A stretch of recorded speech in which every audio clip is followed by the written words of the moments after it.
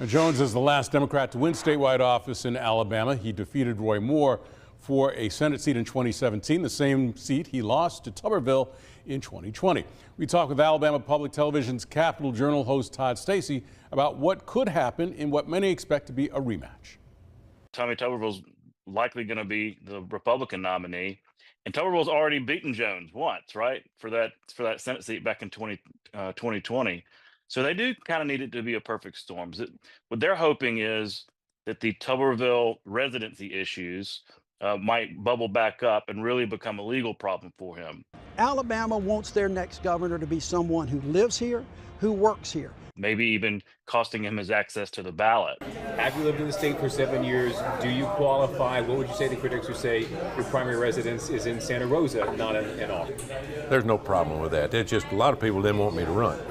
And if that happens, which I'm not saying it will, but if it does, then yeah, then Doug Jones could have a real shot at winning because Republicans would be left without a nominee. I'm hearing a lot of people say that they're glad that Doug Jones is running.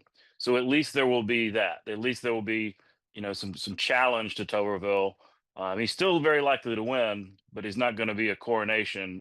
But at this point in time, though, Donald Trump is still a net positive for Tuberville. You're the first graduating class of the golden age of America. We're in the golden age. You watch.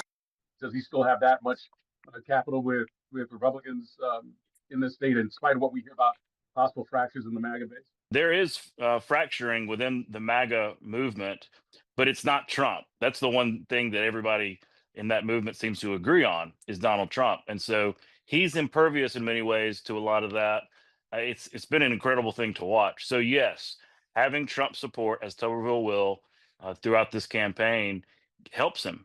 Is Doug Jones running really just about Doug Jones, or is this about attracting more attractive Democrats to other statewide races?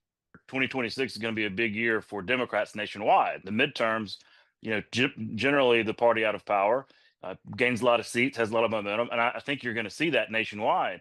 But in Alabama, that was not really going to be the case, because there's just not a whole lot to vote for up and down the ballot. This changes that. Doug Jones getting on the ballot changes that for Alabama Democrats. There's going to be excitement. There's going to be high turnout, but he's going to need more than that. It's going to be the same as 2017, that special election that Doug Jones was successful in. He's going to have to build a coalition well beyond just the Democratic Party.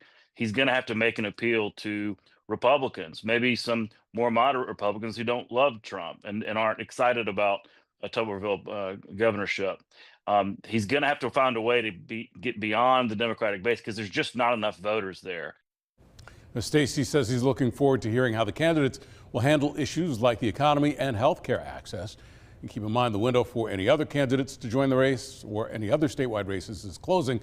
The filing deadline for Alabama is January 23rd.